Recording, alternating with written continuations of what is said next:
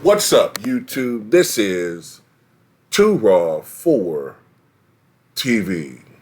Well, I don't know how many videos I've done saying the same thing over and over and over and over again for like the past maybe 3 years now. And that is with increasing certainty and with increasing severity, President Joe Biden is losing support with black voters. Every poll is showing the same trend. And yet Democrats stubbornly believe that they can fearmonger enough to force black people to just continue to vote a certain way without any offering any real intangibles or giving you any real credible reasons to vote for them to actually benefit you in your life, other than to give you a button that says that I voted. Now, having said that, let me say this again. I am not a Trump supporter per se. I am not saying vote Trump, because some people think that if you're against Democrats, that must mean you automatically are a Trump supporter. And that's the problem with this society today. This polarizing, posturing, just absolute, just pathetic excuse for society, political society that we have today. So this is the newest Wall Street Journal poll that compared its results, which were released last week, to the AP Votecast poll in 2020. And back in 2020, I'm going to start, for dramatic purposes, I'm going to start with female black voters. Back in 2020, 93% of black women nationwide voted for Joe Biden, and just 6% backed Trump back in 2020. This poll shows that even black women are starting to fracture away from Joe Biden, albeit by a much smaller measure. This time, even though it's polling and there can be a little error in polling, but 77% of black women are planning to vote for Joe Biden, while 11% said they're going to vote for Trump.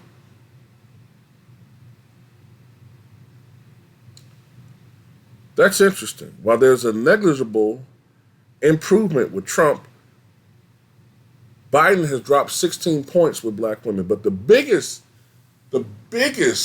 difference is with black men. Back in 2020,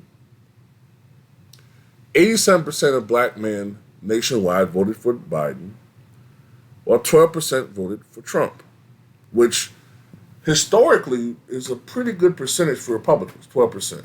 Remember,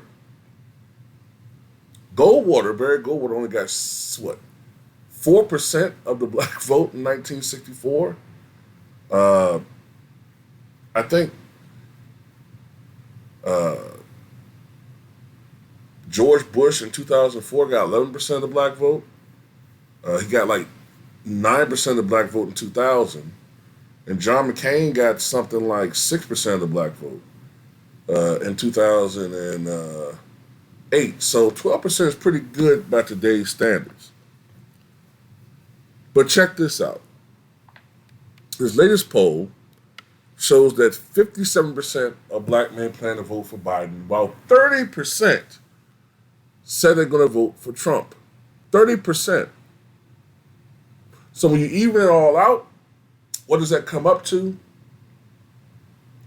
About 20% of black voters say they're going to vote for Trump. That's pretty much what all these polls are showing. Something around 15 to 25% of black voters plan on voting for Trump. And I'm going to tell you right now, especially if that figure is up to 20%, If he gets 20% of the black vote, Biden can kiss he can kiss his administration goodbye. They're not going to win. And by the way, I've said this before, all these polls that show Biden with a 2, 3, 4% lead or whatever, that's not saying much. It's not, because remember, the last Republican to win the popular vote was George W. Bush in 2004. Because of the fact that Democrats do so well in densely populated areas, New York, California, metropolitan, big cities, Chicago, you know, they do very well for the most part in big cities, Los Angeles, what is it, Cuyahoga County, which I think encompasses Cleveland, I believe. They do very well in these areas, especially in California and New York. It's getting to the point now where in New York State, Democratic presidential candidates are usually getting 58 to 62% of the vote in those states. In California, Democratic presidential candidates, win or lose, are getting 60 to 63% of the vote, 64% of the vote. So that's giving them, just in those two states, a 5 million, at least 5 to 6 million vote cushion. So that's why Democrats are almost always winning the popular vote now. So a national poll isn't going to really give you a good measure of who's going to win or lose. You got to look at the Electoral College. You got to look at how each candidate is doing in each state, and then count up the Electoral College, because the popular vote's not really going to give you a good indication. Although if Trump is keeping Biden under 3 percentage points nationally, that's a good sign for Republicans. I put it like that. Black people are just, in my opinion, man, it's not just black people, but, the old saying, when white people catch a cold, black people catch pneumonia.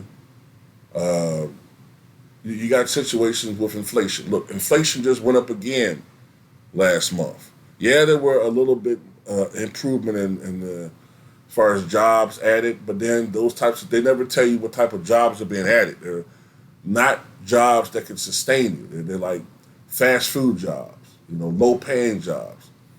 And that's why there's this grand plan now to replace us with migrants. Because Democrats know what's going on, you know what I'm saying? But anyway, inflation is still crazy out there. People can't afford these rents. People can't afford to buy their own homes. People are having problems with food. And it's bad enough that when you buy the food, they're shortchanging you with the product. You open up a bag of potato chips nowadays, and back when I was a kid, man, you open up a bag because I don't try to eat it too much, but me personally, I love cheddar sour. I like cheddar, cheddar, what is it? Cheddar potato chips. What is it? What the hell you call it? Cheddar sour and cream, I think it is. Back in the day, when you open up a bag of potato chips in general, the potato chips would be like maybe 4 inches from the top of the bag. Now you open up a bag, man, half the bag is air. Then they got a nerve to charge you $6 for that bag of potato chips. You know what I mean? So food is crazy. Then they're not giving you the same quality or quantity of foods anymore. Everything is just high. Wages aren't keeping up with the cost of living. And then, of course, you got the migrant issues in certain cities and all these other things that are going on. Companies are downsizing. All the good jobs that we used to have are going overseas and being replaced. People are angry. And, a lot of the older people who, and I think Phil Scott brought up a good point about this. or African diaspora, older black people may at this point in time be well ensconced in career jobs. You know what I'm saying? Like, they got job security. They've been there for 25, 30, 35 years. They're going on their way to retirement.